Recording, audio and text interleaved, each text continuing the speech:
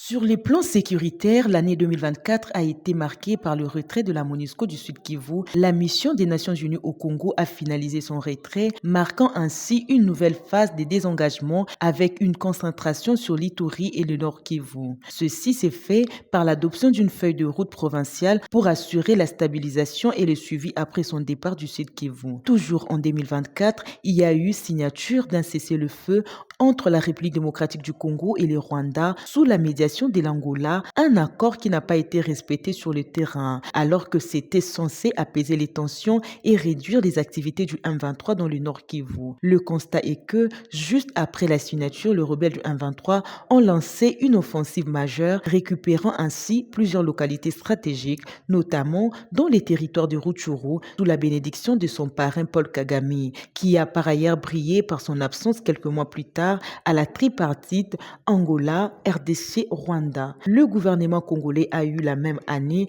à adopter un plan de neutralisation des forces démocratiques de libération du Rwanda, FDLR, à travers les processus de Luanda. Ce mécanisme est mis en place pour surveiller le retrait des forces étrangères non autorisées s'est heurté à la résistance des RDF au sol congolais. Toujours dans l'est du pays, plus précisément dans les territoires de Lubero au nord Kivu, les FARDC ont repris l'initiative de stopper les avancées des ennemis vers les centres de Lubero et d'autres localités, lançant ensuite des contre-offensives focalisées par une coordination efficace des tirs directs. Au sud Kivu, les forces armées de la République démocratique du Congo ont fait face à quelques groupes armés à l'instar des Twirwaneho, Makanika, qui se sont approchés de l'aérodrome de Minembwe avec l'intention d'en prendre le contrôle et de perturber les trafics aériens. En Ituri, durant l'année 2024, des attaques meurtrières des ADF ont causé des centaines de morts parmi les civils et déplaçant des milliers de personnes.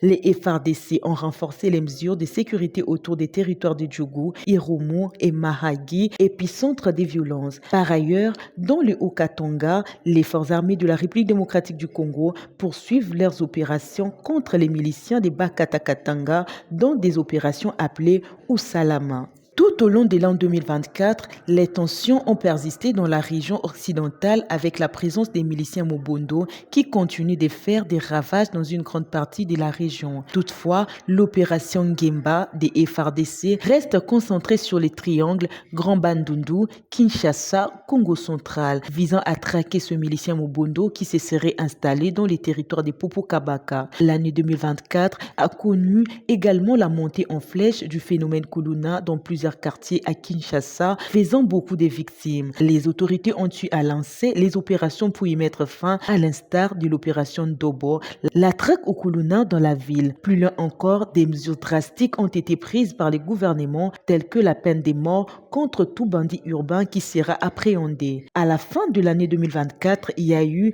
réorganisation à la tête des forces armées de la République démocratique du Congo. Le président Félix-Antoine Tshisekedi Tshilombo a procédé à des changements dans le haut commandement des forces armées, notamment avec les remplacements du chef d'état-major général en réponse à la montée des violences dans l'est de la République démocratique du Congo.